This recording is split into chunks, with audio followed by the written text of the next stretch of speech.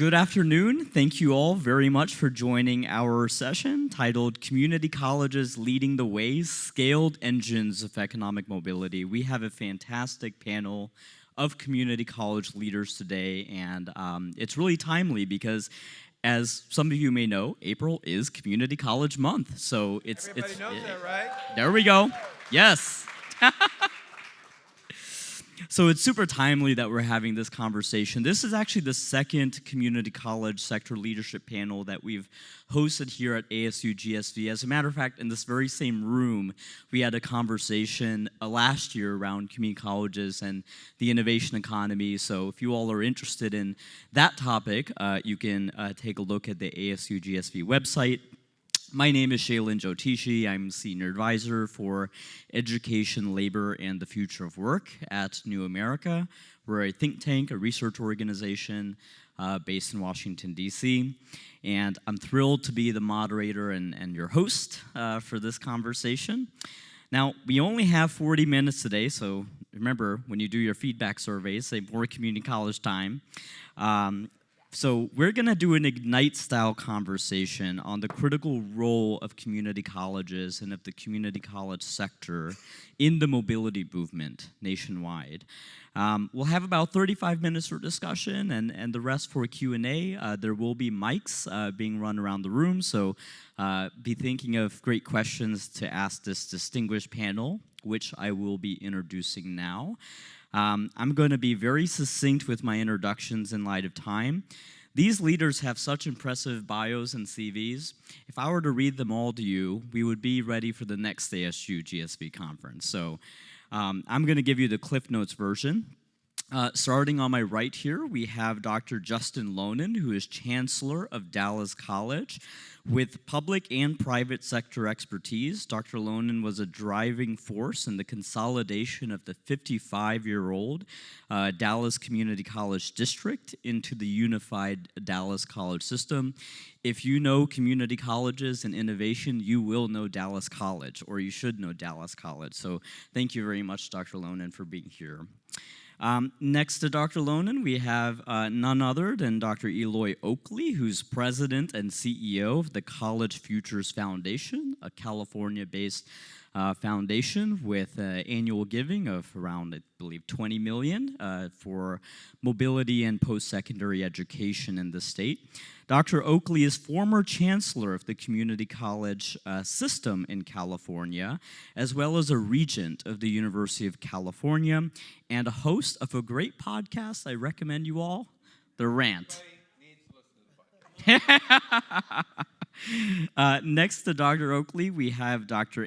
Kress, who is president of Northern Virginia Community College and is a leader on a number of fronts. She serves on the board of the American Council on Education, the umbrella group for higher education in the United States, as well as the Global Community College Leadership Network. So not only do we have a national expert, we have a global expert as well on the panel. And last but not least, rounding it out with California representation, we have Dr. Francisco Rodriguez, who is the Chancellor of the Los Angeles Community College District, which is among the largest community college districts in the nation, with 9 accredited colleges and over 200,000 student enrollment. So give a round of applause for this distinguished group.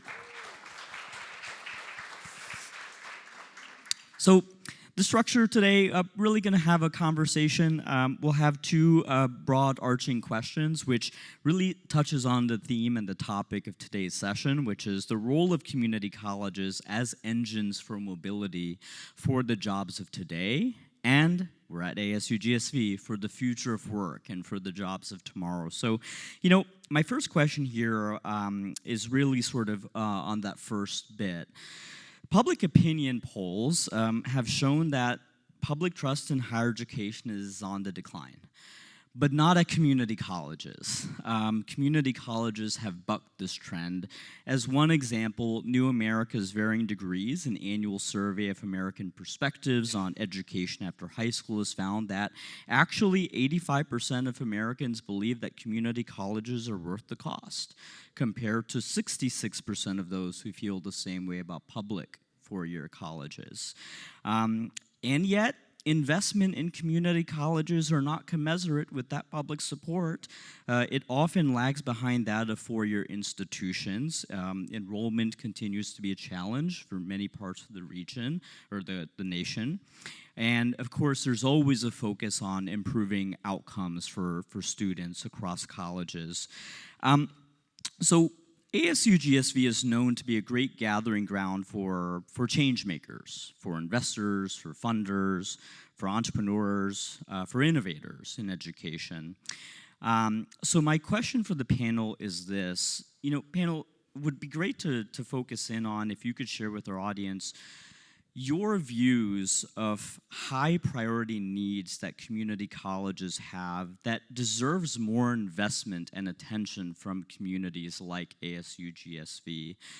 You each lead high performing institutions and a foundation in one case. What should this community be thinking of as they think about partnerships and investment and support of community colleges? And maybe we'll begin with Dr. Oakley as a funder on the panel.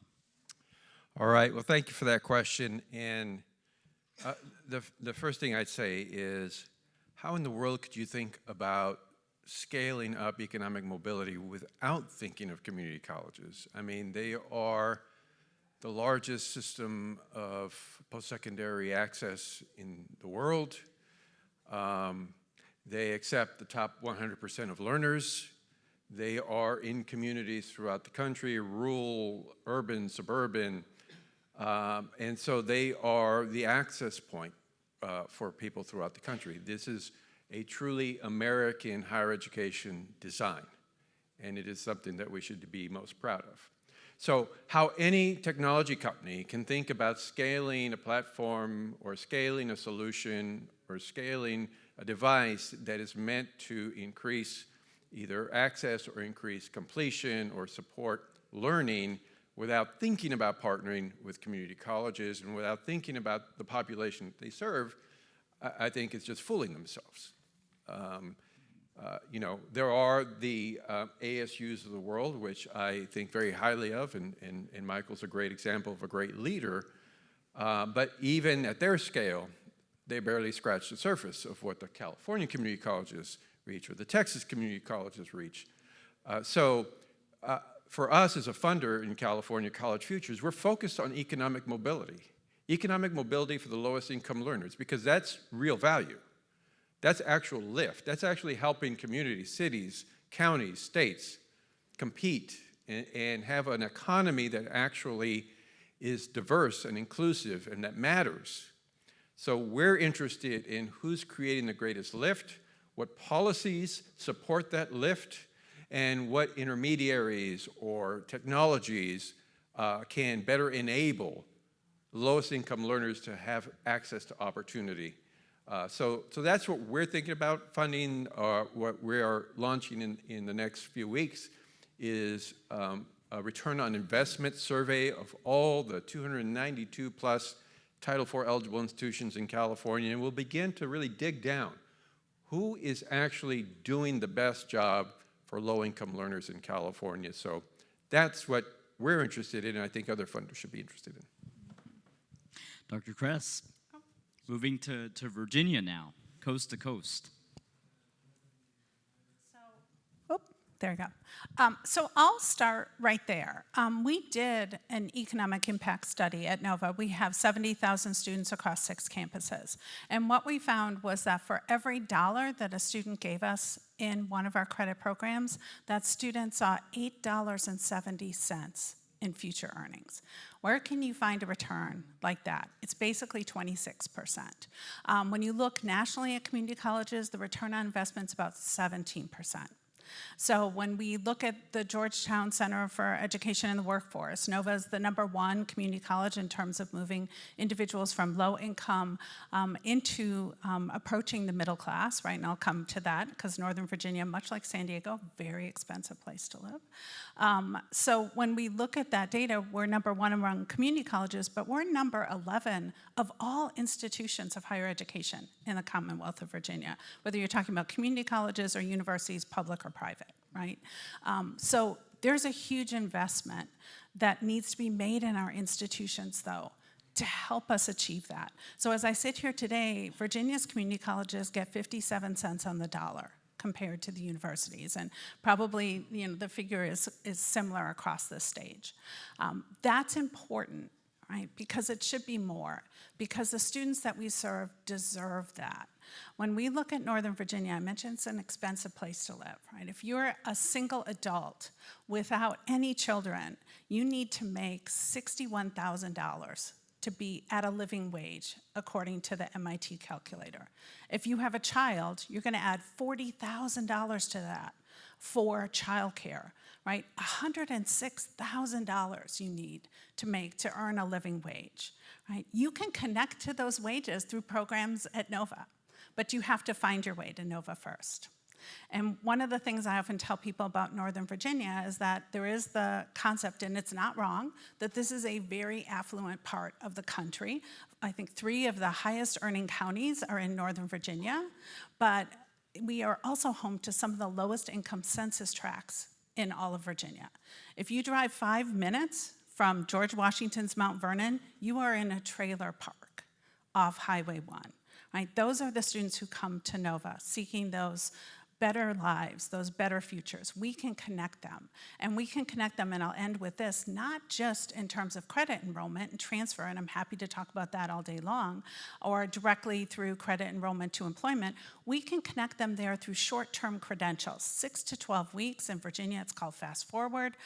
What's wonderful in Virginia is that the Commonwealth helps support those certificates so that about 70% of the individuals don't pay anything out of pocket. Those certificates lead to industry-recognized credentials employable in our region, and on average, somebody who completes that Fast Forward certification at Nova will increase their wages by 71%. That's real economic and social mobility at scale. And it's using the infrastructure of Virginia's community colleges that already serve 280,000 students, right? About 71,000 of them at my institution, to achieve that.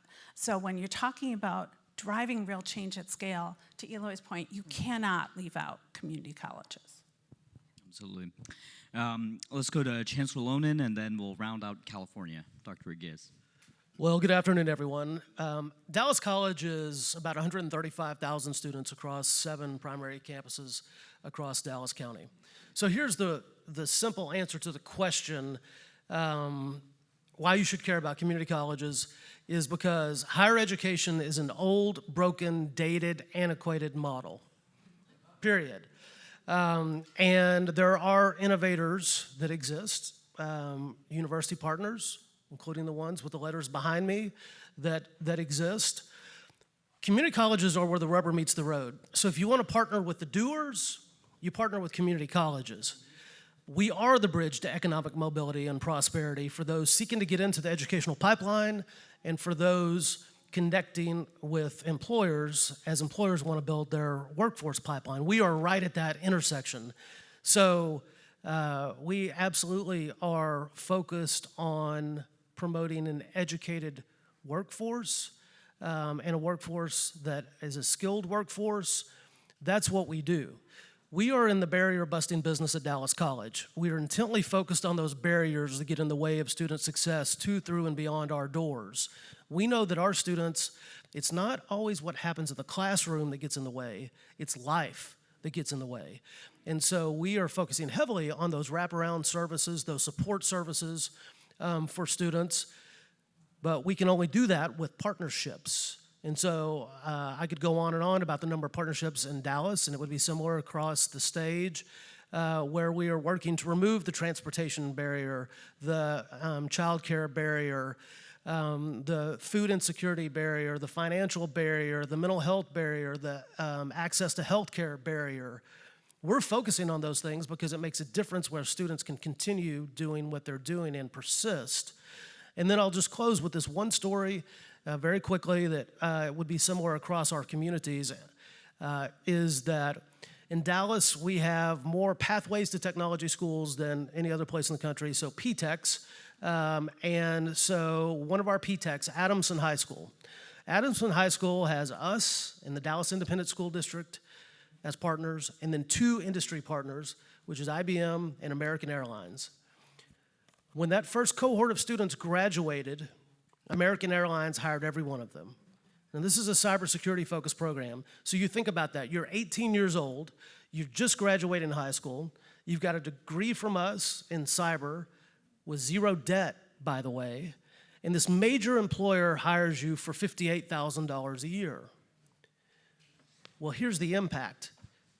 The average family household income that those students came from is $28,000 a year. So you want to make a difference in building economic mobility and do little things like impact generational poverty, that's only going to happen at your community college. Brilliant. And rounding out, going back to California with Dr. Rodriguez. Yes, thank you, and good afternoon, everybody. It's so wonderful to be here in a room of people who care, people who look to education as the tool for emancipation of so many individuals and communities that have been shackled with poverty, with lack of educational opportunity, with the kinds of barriers that prevent them from living their full lives. Let me just ask, for how many of us in this room are first-generation college students? So for those of us who are first generation, we can see how this tool called the community college education, a university education, a workforce certificate can make the difference between having a prosperous life or one that is in poverty. In just one generation, there is no other social, educational condition, if you will, that can have that kind of impact. So when we think about, and the question was, should we support community colleges, how can we do that? Really, the answer is in the question. When I think it's in single digits, 5% or so of all giving to higher education is to the 2-year sector, when indeed about just under 50% of all undergraduates enroll at a 2-year school across the country. So some of the themes that I will share are resonant, and so I won't repeat them, but there are some things that we can do at scale. First is to invest and look at if your firm or organization has a social responsibility component, a corporate responsibility component, as technologists, as innovators, as entrepreneurs. If you want to move the needle on social mobility and access and equity and opportunity, the 2-year segment is the way to do that. The challenge can become scale, but we have some proven concepts that are actually working that with some additional fuel, we could see a greater impact. One is dual enrollment. The ability for community colleges to offer classes while students are in high school. We have over 20,000 students dually enrolled. That's a nice sized college by itself of high school students that are at LAC City colleges taking college classes. But it's not just the fact that they can accelerate their time to degree, save on the money towards a 4-year degree, earn a workforce certificate. It's more than that. It's the affirmation that they are college material. It's the message, it's the signal that these students can do college level work. Now, it takes special faculty members who are our teachers to go out there to provide the conditions, the environment, where students can indeed see themselves. Students cannot be who they can't see. So we need to send our best faculty out there who are excited about these different kinds of opportunities. The last opportunity I'll mention, there's so many others, is adult learning. The future is adult learners. For any community college that's not engaged robustly in the conversation as to how we reskill, upskill, have students return who are been displaced, who have been somehow impacted by the economy, by COVID, by other kinds of not having access to healthcare or technology or basic needs. Those individuals are in our communities. In Los Angeles, we see that in a very, very significant way. 52% of our students who we enroll live under the poverty line or below conditions that some would consider. I'm happy to report that just under 50% of our students in our CTE programs are in areas that will earn them wages over $80,000. Now that is really important. The way we do that is through corporate support. Our corporate partners validate our certificates, validate our curriculum. They allow us the kinds of flexibility to put in the coursework, the learning outcomes, and ultimately the jobs. They hire our students that will allow them to live a more prosperous life. Again, there is no other investment that can move a family, an individual, out of poverty in one generation. So we hope that you will look to our 2-year segment as the most nimble, the most responsive, the most entrepreneurial, the most innovative, and yes, sometimes the most messy.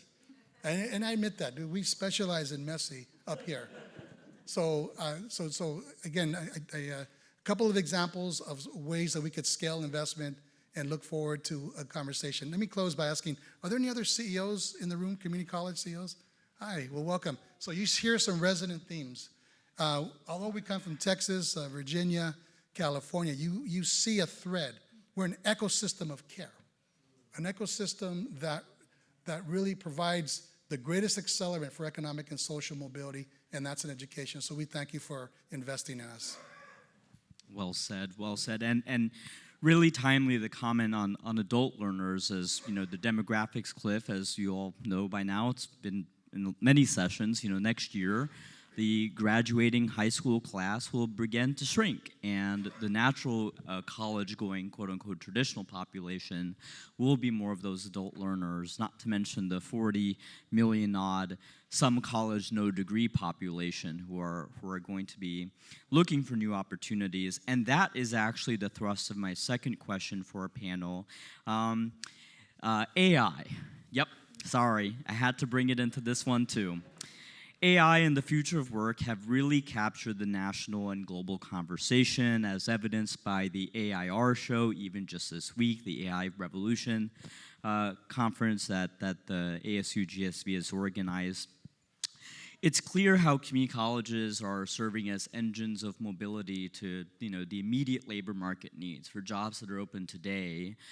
But, you know, community colleges have also been playing an important role in expanding pathways to new kinds of occupations, new types of jobs in emergent sectors. As a matter of fact, for the community colleges in the room, New America and the Association of Community College Trustees put out a podcast episode on this subject, the role of community colleges in emerging technology job training, just on Friday. So it's certainly resonant in community college world as it is here. So my question for the panel, building on the themes of our first set, is how do community colleges fit into the future of work? You know, we hear a lot of conversation about upskilling, reskilling, automation-induced displacement, and you know, to make it a little bit more connected to the subject of today's panel, how can community colleges help ensure that tech hubs of tomorrow look more like America than Silicon Valley does today? And I don't think we can have this conversation without starting with California. So Dr. Rodriguez, we'll start with you and go in reverse order. Well, thank you so much. It's a powerful question. AI has changed teaching and learning, has disrupted teaching and learning, and in some cases in purposeful ways. Our students are using it, our faculty are becoming better consumers and users of it, if you will, to enhance student learning. And I would say that the conversation, at least at our district, and it could be through others as well, has centered at least initially on authentication, on integrity, on cheating, on those sorts of things. In other words, safeguarding the sacredness of this thing called teaching and learning pedagogy or andragogy. So I think that's part of the conversation we need to have, and the policies will come from that. Classroom management will come from that. But I think the greater question is how it actually influences and can enhance and accelerate learning. We don't know, frankly, this is my observation, enough about that just yet. How does it work across disciplines? How does it impact particular types of students versus others? The majority of our students who enroll at institutions at community colleges nationwide are part-time. And with the advent of remote learning, distance learning, hybrid learning, you know, AI is built into our Canvas shells. It's built in, some of it is asynchronous, synchronous, depending on how that modem or modality of teaching takes place. AI can have a different influence. We've used it to nudge our students on certain timelines, important deadlines and things of that nature. So it's been a sort of an administrative tool But now the next generation of the discussion is how it becomes a teaching and learning tool. And we're early, in that conversation, and is one that is going to, I think, transform what we are doing. How we actually, just to finish, sort of look at this, how AI and how we prepare students for the jobs of the future. In Los Angeles County, we're organized as 19 community colleges, the Los Angeles Regional Consortium. Our 19 colleges serve about a half a million students, and 80,000 of those of whom are adult learners in non-credit. In tremendous wealth that's generated from those opportunities. LAC City alone generates $7.3 billion to the economy. It gives you a sense. Imagine if we were firing on all cylinders, using the power of AI to accelerate, to remove barriers, to enhance learning, to enhance time to degree, that would allow us to further invest in the blue and green economies that are all around us in Los Angeles County. That's the same opportunity that we have to varying degrees all across the country, to be re-energized, charged, supercharged, if you will, with the tools that are afforded through the environments that you're in right now. But one of the greatest challenges that we have is the churn. Fall to spring, fall to fall churn. That is, the students who leave our institutions, who are in good academic standing, but they leave our institution because life gets in the way. So to the extent that we could remove those other barriers, and Justin talked about some of them, transportation, food, housing, mental health, childcare, all those things that could sometimes get in the way of active learning, I think we'll be much more capable of retaining the kinds of students. So we look at this as a continuum, and I'll conclude with this. We look at it as dual enrollment, college promise programs that allow for tuition-free education at our institutions, retention and persistence activities, adult learning, and then job placement, and then wage earning information. So we look at it in the full continuum, and no one segment can be looked at alone. Each one is interdependent on the other, and AI can help us to do that. We've not quite cracked that code yet, and looking forward to ways in which that can be done. Great opportunity for partnerships. Sure. So I'll start a few years ago. So NOVA started working with the Marine Corps before anyone called AI. They used to call it machine learning. Doesn't sound as exciting, does it?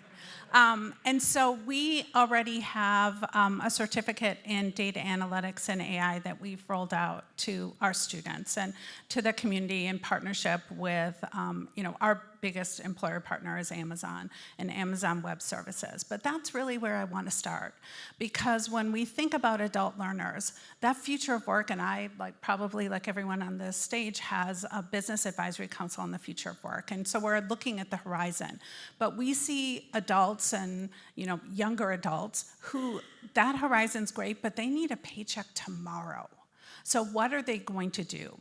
So the reality is that about 3/4 of the world's data flows through Northern Virginia, for obvious reasons when you think about where we're located, near the Capitol, near the Pentagon, et cetera. So it is really the data center hub of the globe.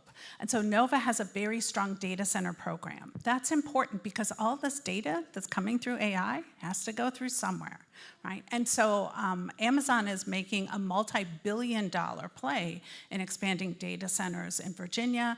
Probably Microsoft and Amazon and others are expanding data centers in some of your backyards. Those are real jobs today for folks. There's a reason why Google started their STAR program, right, which is around the trades, because they need people to build these things, right? When we talk about the future of work, in some ways, we're also talking about going back to the very beginning of work, because all of this CHIPS and Science Act money, that's great. Talking about chip fabs, that's great. There aren't any built, right? There aren't any large enough. So those jobs for adults are often the jobs that in some ways we turned away from, right? So NOVA has really reinvested in the trades, recognizing that there is significant money to be made for individuals in the trades on a very short horizon in terms of their educational pathway. That then starts to set up that intergenerational wealth. There are jobs not just in building, right, the data centers, there are jobs working in the data centers. There are smart hand jobs that link sort of the utility aspect to actually the IT aspect. So one of the things I would challenge us to think about is when we think about AI, it's about more than an algorithm. An algorithm is a great thing. It doesn't necessarily employ hundreds and thousands of individuals. Sat on a panel around chips and science, and I'll end with this, with someone from Intel who's investing really heavily in Ohio, and said, 2/3 of the jobs that we'll be creating are sub-baccalaureate, and many of them are sub-associates, right? This is about skill sets, and the future belongs to the institutions who can connect students to those skill sets that are hireable, that will change their life to what you've heard up here, day to night to day again, right? You're often talking about adults who are in a sector of the economy that seems so promising, and then suddenly it wasn't. How can we connect them to those brighter futures again? I'll just add a few cents to what Ann and Francisco just mentioned. From my point of view, and I can say what my colleagues can't say because I no longer have to go back to a campus or a system. First, we need to get incentivize, reward, cajole employers to actually hire based on skills, and to really think about how that pipeline is connected, how the jobs that are being created, there's clarity around the skills that are needed. That information is given back to the education and training providers, and that we are focused on hiring based on the acquisition of those skills. And the other thing is, there's a reason why there are, I forget the number these days, in California it's over 8 million learners who have some college, no degree. There's a reason why there's 8 million learners with some college, no degree. And that reason is we failed them. Us as institutions, us as policymakers, us as employers have failed them. We didn't meet them where they were at. We didn't meet them where they needed to be. We asked them to come, put aside what they're doing and come to our campuses and do education our way. That doesn't fly anymore with learners. Learners have more agency today than they ever have. So from my point of view, one of the things that we're doing as a funder is trying to accelerate tools that give greater agency to learners. More information, more and better information, leveling the playing field for those learners so that they have access to networks that they don't otherwise have, and they find the learning institutions who actually want them. Because even my community college colleagues, not everybody wants those learners. They'll all tell you they want those learners, but again, there's a reason there's 8.4 million learners in California that have some college, no degree. Well, I certainly agree with my colleagues. As I said, we're in the barrier busting business, and the great thing about AI, it's going to help remove some barriers. So I do think ways that we can identify to help personalize the experience for students, and that technology allows us to do that is exciting. And so we should all be excited about that, of everything that we've seen the last few days. And so I know that there are some things that we're taking back from the last few days that will transform the work that we do. Now, I have seen some things that's more, some of these things have been more artificial than intelligence, but the connection of the two, there's a lot to be excited about amongst them. And again, we've got 150,000 people that moved into our region last year into North Texas. And some of them, come from your neck of the woods. But we have 25% of our region. We'll send you a few more select individuals. We've got a few we can send your way too.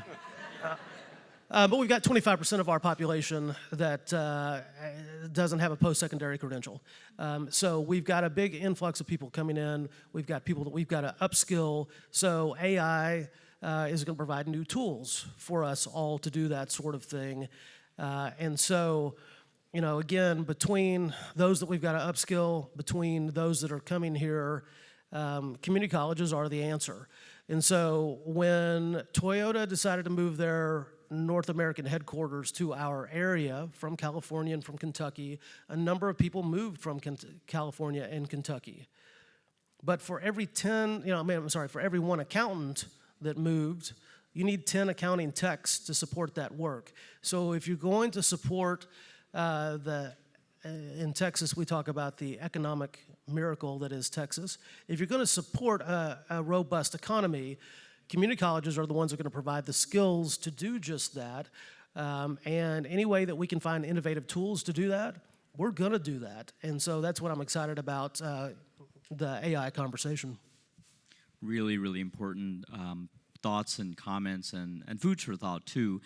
Folks, we now have time for questions, so I'm going to ask the group, just raise your hand and a mic will come to you, and we'll try to get as many as we can here. We have a question right here in the front. Oh, okay, brilliant. Mic is coming. And feel free to introduce yourself. Oh, sure. Good afternoon. My name is Rick Torres. I'm with the National Student Clearinghouse. Great to hear from all of you guys. I've been on the foundation board of a community college in Virginia for almost 20 years. Big fan.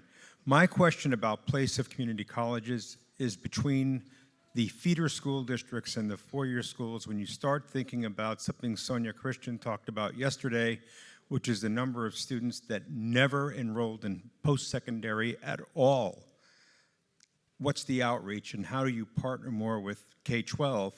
And then the some college, no credential, right, is also another partnership-driven activity to bring those folks back into the fold. Can you talk about the role that community colleges can play as a bridge between these disparate sectors to create regional uplift?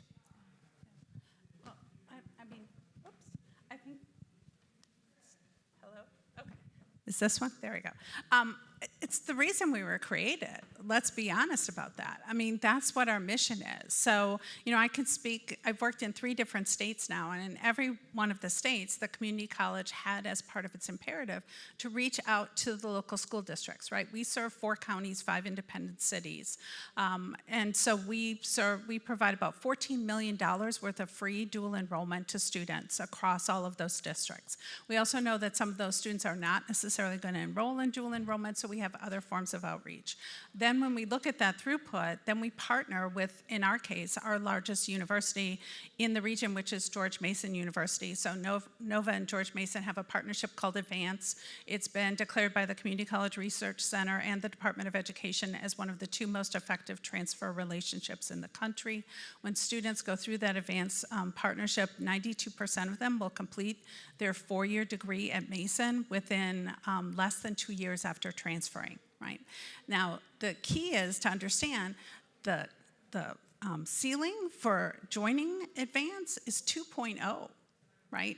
So these are not students who are 4.0 honor students. These are students who are typical Nova students. So we do that, and then in Virginia, I'll just say, if you look across the state, there are about 6.8 million individuals 18 or above. 3.5 million of them have some college or no college whatsoever, right? So that's the majority of adults. That's where the Fast Forward program comes in, those short-term credentials. And then what Nova does is we take each one of those industry-recognized credentials and we turn them into college credits so that there is no wrong door. That individual can get their foot in the economy and then continue on and keep going and keep going. And those credits will transfer to transfer partners, including, for example, the University of Maryland Global Campus at a reduced rate, even though we're in Virginia, so that students can learn online and get their 4-year degree online. So that's really the interstitial tissue that we were created to be, right? I'll just add, we were wrapping up here.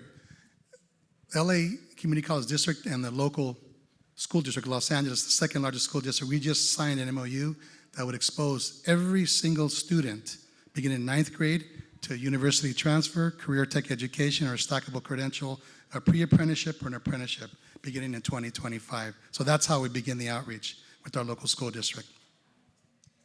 And with that, folks, we are out of time. Please join me in thanking our panel.